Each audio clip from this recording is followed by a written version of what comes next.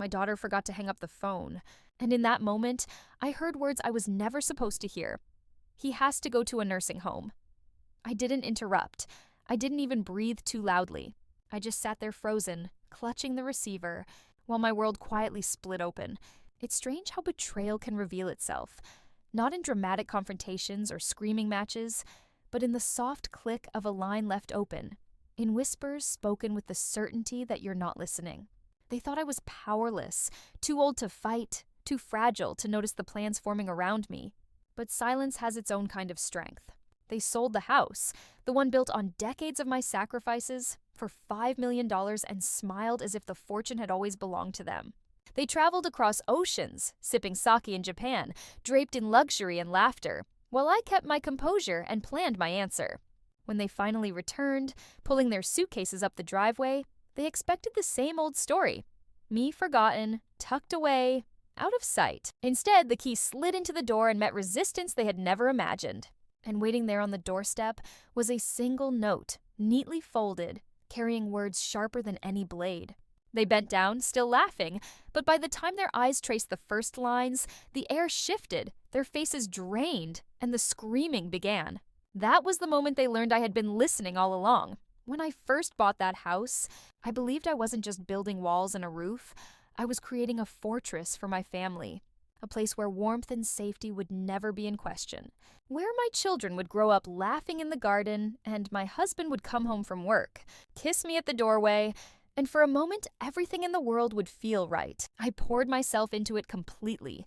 Every late-night shift, every penny tucked away, every dream I pushed aside was for them. I was the mother who never allowed herself new clothes if it meant the kids could have a better school uniform. The woman who patched and repainted, who scrubbed floors until her hands cracked, just to prove that we could stand proud in a home that was truly ours. And yet, life has a cruel way of twisting what you think is permanent.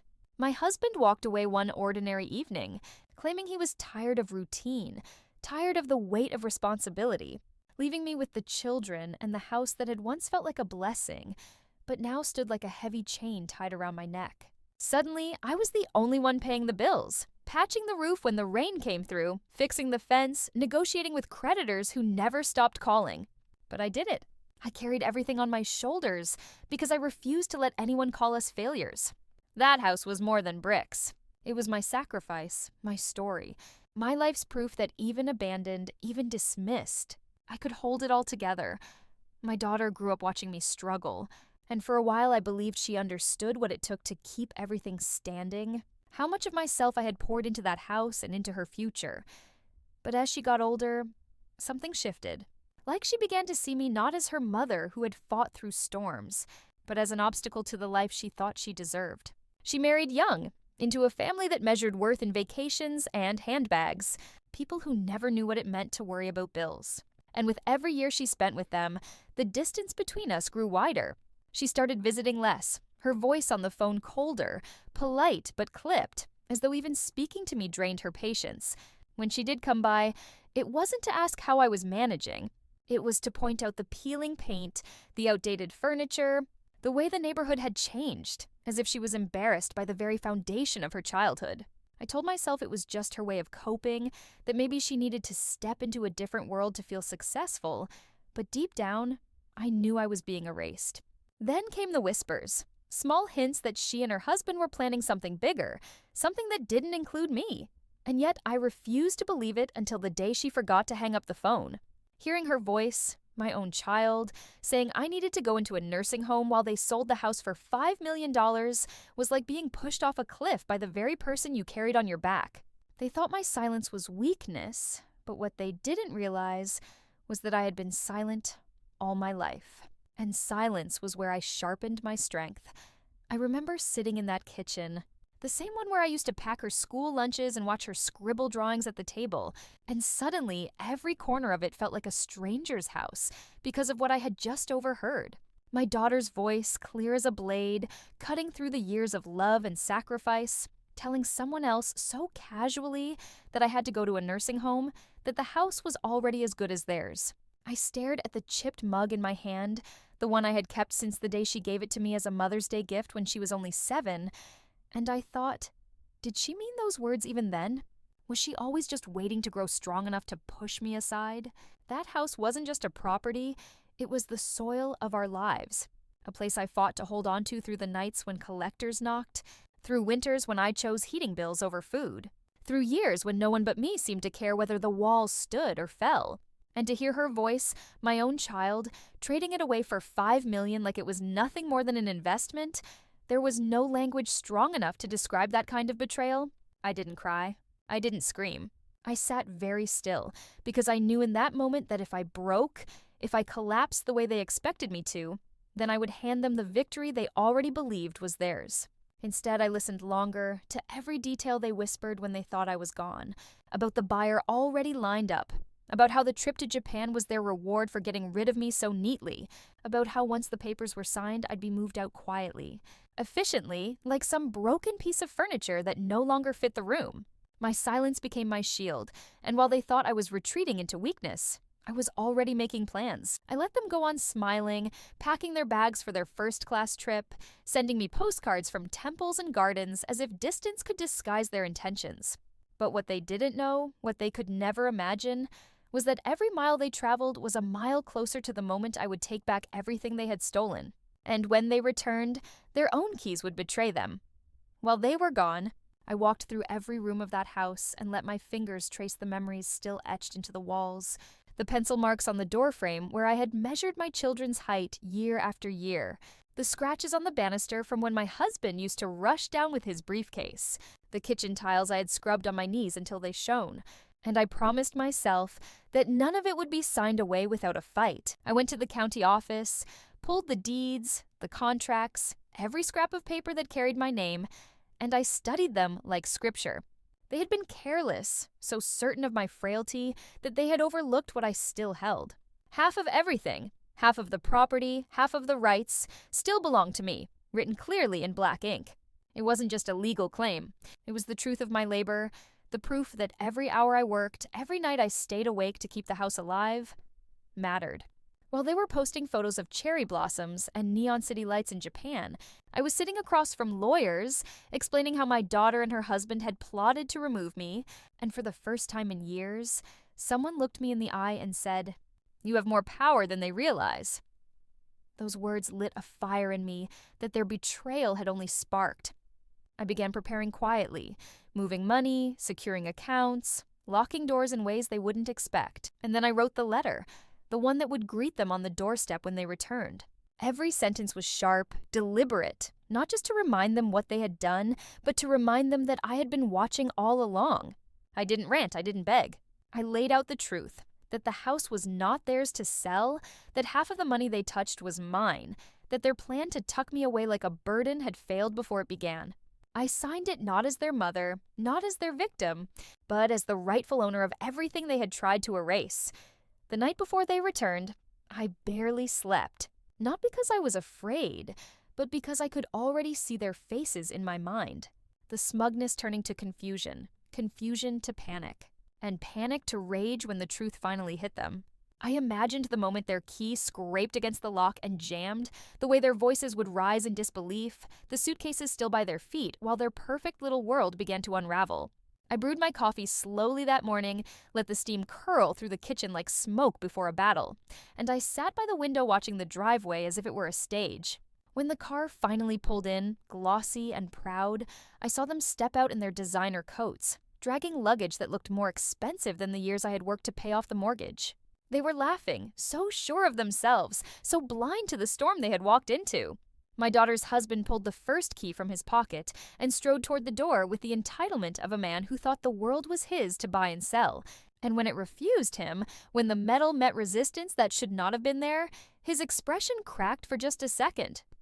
She tried next, my daughter, fumbling with her copy, her smile faltering as the lock denied her too. That's when she saw it, the envelope propped neatly on the doorstep, her name written in the same careful hand that once signed her school permission slips. She bent down, tore it open without ceremony, and I watched her lips move as she read the first lines. At first she frowned, then her eyes widened, and then, oh, the sound that came out of her throat was not the voice of the daughter I raised, but the scream of someone realizing they had been outplayed. She shoved the paper at her husband, her hands shaking. and I could see his jaw tighten, his face draining of color as he reached the last sentence. I didn't need to hear the words. I knew every syllable by heart because I had written them with the precision of a scalpel. They spun around, searching the windows, maybe hoping to catch me cowering, maybe hoping to intimidate me into silence again. But I didn't hide.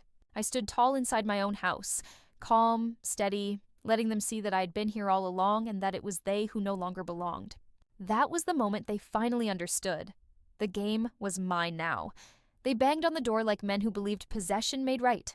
Voices scraping across the porch as if loudness could drown out what they had done. My daughter shouted my name as though that would shame me back into submission. Her husband's threats thin and brittle behind the bravado. But I had already spoken to a lawyer 2 days before they left. Quietly, with the kind of calm the world mistakes for helplessness. I told the clerk the truth. There was a pending sale, signatures prepared, a buyer who thought they were getting a clean title, and I had every intention of stopping it. The county pulled the file, the lawyer typed furiously, and filed an emergency injunction that froze the transfer.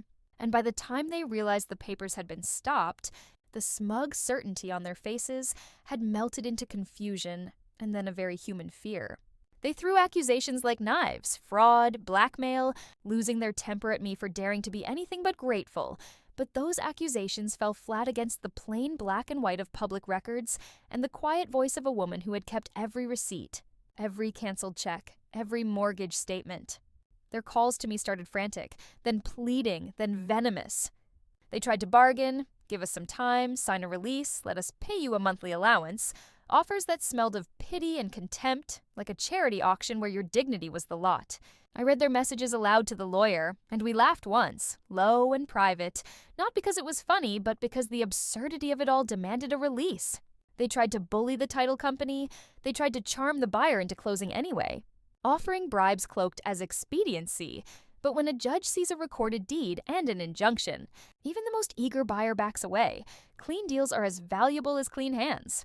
Meanwhile, the neighborhood watched. Neighbors who had once waved and asked about my roses now peered from behind curtains as the family that had been polished in photos unfolded like old news. Some looked at me with pity, others with surprise, and a few with the kind of sympathy that felt like an apology from strangers for the person you trusted most to love you. My daughter's calls became a static of regret and blame. She tried to drag relatives into text storms, convinced that family pressure would bend me. But what she couldn't understand was that I had no intention of being bent. I let them crash against the wall of facts I had built. The mortgage ledgers, the repairs I had paid for, the notarized affidavits from neighbors who remembered me painting the fence in the rain. Each thing was a plank in my defense and a mirror that reflected their deed back at them.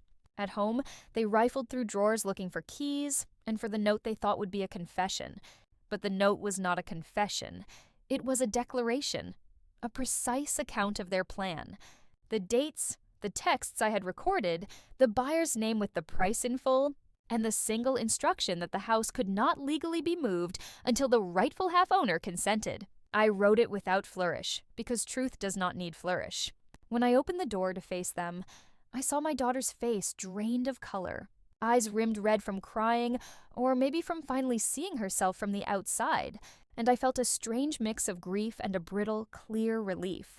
She begged, and then she begged differently, not asking me to stay, but asking me to understand why she had done it. Her husband blamed his upbringing, his need to secure a future, and when they mentioned the sum, $5 million, as if repeating it would make it holy, I told them what I had already done with my lawyer. Accounts frozen until settlement. Buyer notified, public record of their intent filed with the court, and an offer of mediation only after they returned every cent already transferred out, which we both knew would be impossible because money had a way of leaving with the people who wanted it most.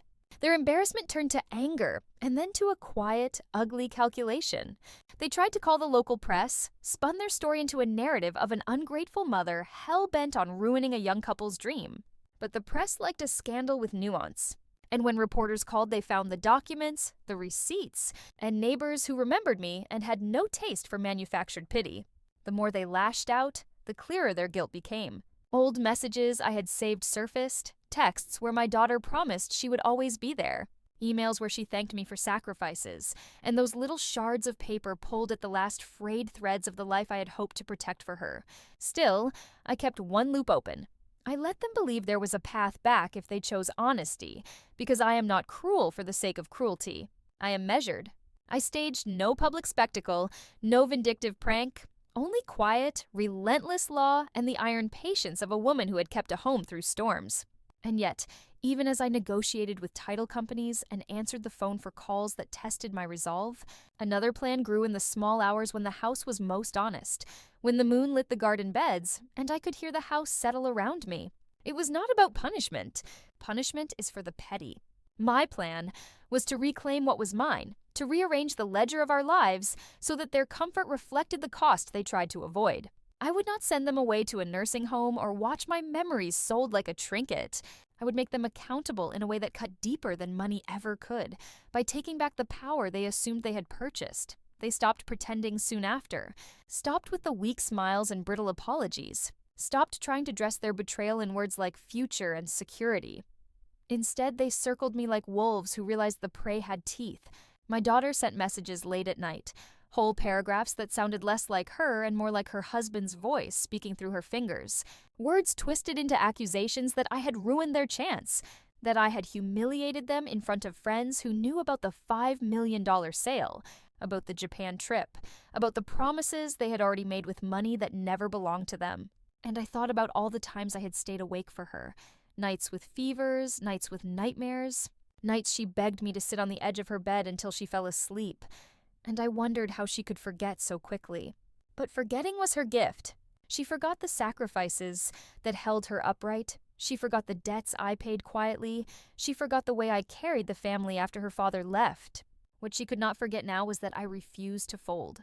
Their desperation bled into public places. A scene at the courthouse when they realized the injunction was ironclad, their raised voices bouncing against marble walls, drawing stares from strangers. Her husband tried a different tactic then. Legal threats, cease and desist letters drafted in haste, claiming I was unstable, unfit, dangerous. But every claim collapsed against documents stamped and filed in black ink, against neighbors willing to testify, against doctors who confirmed I was clear-minded and sharp. Their lies snapped like brittle twigs in the courtroom, each one louder in its failure. And when their social circle began to whisper, when friends who had envied the Japan photos now heard about lawsuits and frozen accounts, their pride took the first real blow. That was the opening I had been waiting for. I didn't chase them with rage. Rage is loud and burns fast. I moved with precision.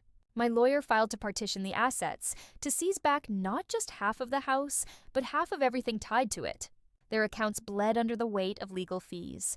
Their smiles turned into silence, and still they tried to fight. But now they were fighting on paper against a woman who had lived her whole life fighting in reality.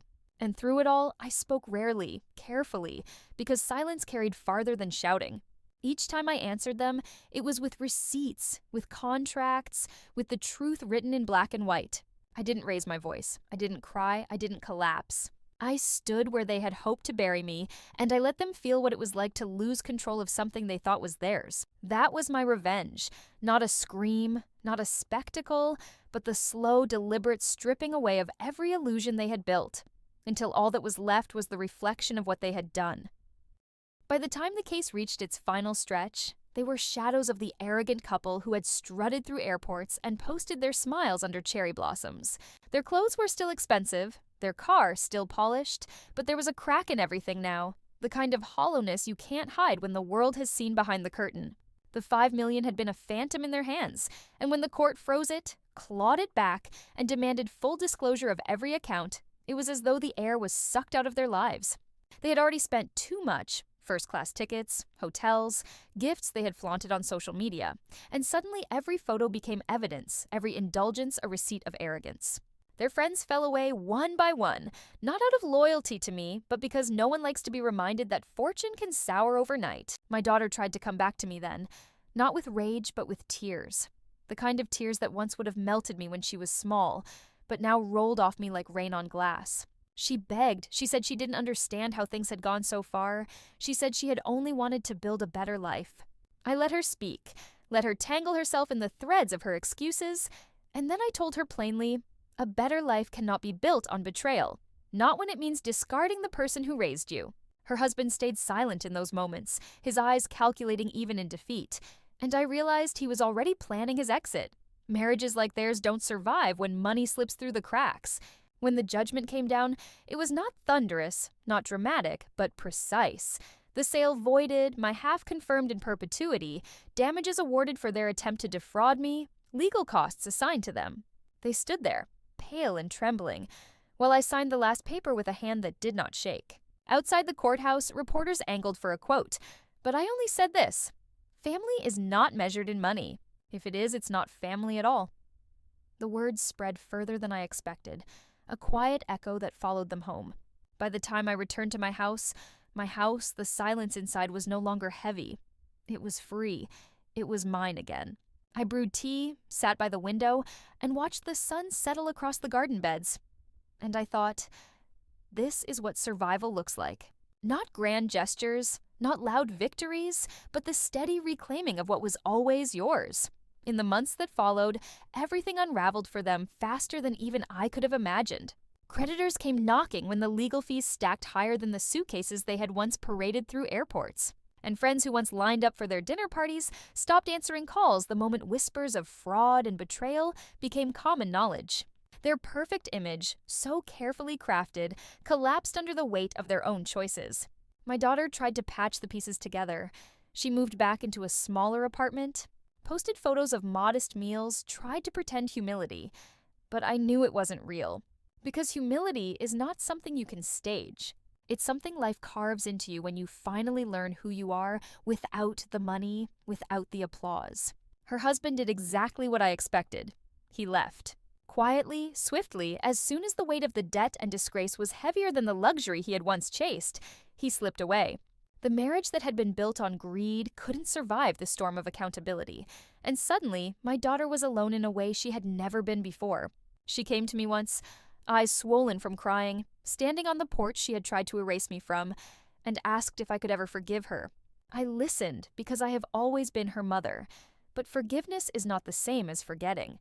I told her that trust, once shattered, is never whole again, and if she wanted to rebuild anything with me, it would take years of truth and humility, not words or promises. She left that day with no clear answer, and perhaps that is the hardest punishment of all. The knowing that reconciliation is not in her hands anymore.